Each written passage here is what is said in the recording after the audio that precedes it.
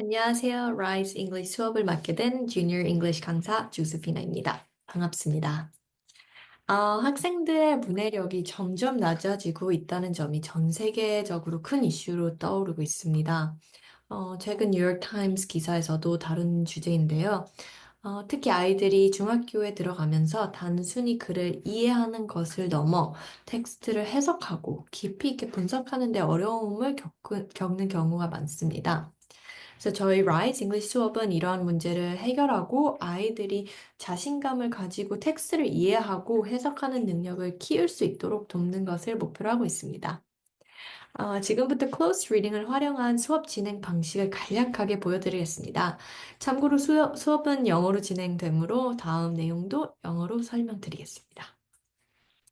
In our class, we focus on going beyond just understanding the text. We delve deeply into the language, the symbols, and themes to uncover hidden meanings. We'll begin by covering the short story Boys and Girls by Alice Munro. This short story covers themes of gender roles, societal expectations, and loss of childhood innocence. And we understand the story through the experiences of an unnamed young girl who lives and grows up in a family farm in rural Ontario.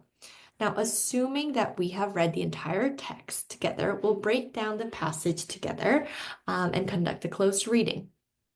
In doing so, we'll be introduced to a lot of important terminology. The first is mood and tone.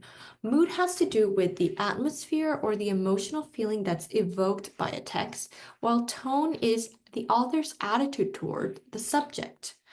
We'll see in this particular passage, shown in green, that the narrator has this feeling of being trapped. We can see this with the words like, I ran out of the house, trying to get out of earshot before my mother thought of what she wanted me to do next. So we can see the author is feeling trapped with words and phrases like the same old oilcloth table, work in the house being endless, dreary, and peculiarly depressing. There is a sense of oppression, monotony, and urgency that we get from the text. Now, diction. Diction has to do with the author's choice of words and phrases. And essentially, these words are what help convey the meaning or mood or tone, like we saw before. In this particular text, I want to examine the negative diction and how it's associated with the house or the domestic space. In these lines, we can see words like, I hate it. It goes beyond just simple dislike. It's a very negative emotion. The narrator hates the hot, dark kitchen. Hot, dark kitchen being a place of, unpleasantness, discomfort, the bumpy linoleum, and the mother who's also associated with the kitchen space, she has sweat that's trickling over her face. So a lot of this is used to emphasize what? The unpleasantness and the drudgery of the domestic space. Now compare that with the positive diction. Where can we see the positive diction being used? Anything related to outdoor work. For example, the narrator says, in my father's service. So father's work isn't simply work. It goes beyond that. It has a bigger meaning. It is service. Service being a very positive connotation. And so father's service is what? It's ritualistically important. It's not just important, but it's almost like sacredly important.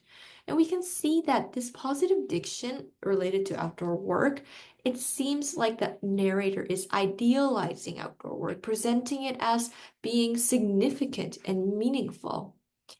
Now, this is in stark contrast with the kitchen. We can see this big stark contrast between the perceived value of work inside the house and outside. And this ties in with the symbolism. What is symbolism? Symbolism is the use of objects, characters, or settings to represent larger ideas or themes. In this particular text, let's analyze the symbol of the kitchen. The kitchen is a space of confinement, drudgery.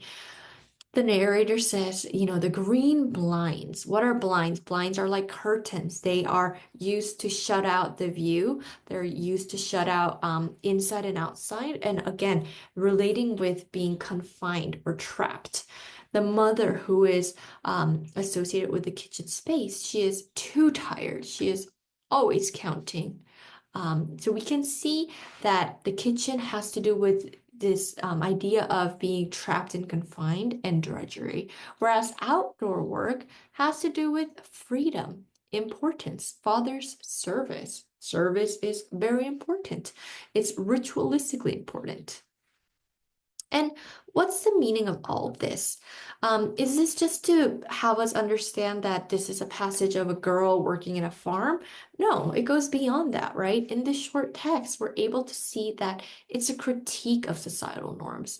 It critiques it by how? By contrasting the oppressive nature of housework with the idealized perception of outdoor labor. 아, 이렇게 클로스 리딩 연습을 통해 학생들은 무엇을 배우게 될까요? 이번 텍스트를 예를 들어 단순히 농장에서 일하고 지내는 한 소녀의 이야기로 끝나는 게 아닙니다. 짧은 이 글을 통해 우리는 저자가 집안일을 억압적인 성격과 이와 반면 야외 노동은 이상화된 가치로 그려지는 점을 대비시켜 사회적 규범을 비판하고 있음을 파악할 수 있습니다. 클로즈 리딩을 통해 우리는 저자가 의미를 전달하기 위해 사용하는 다양한 문학적 도구를 분석하고 이해하게 됩니다.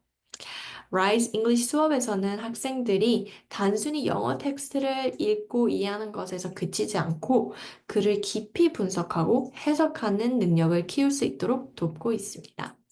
이런 능력은 단순히 영어 과목에만 필요한 것이 아니라 논리적인 사고와 비판적 독해가 모든 학습 영역에서 큰 도움이 됩니다. 수업에서 다룰 close reading 샘플 강의는 여기까지입니다. 감사합니다.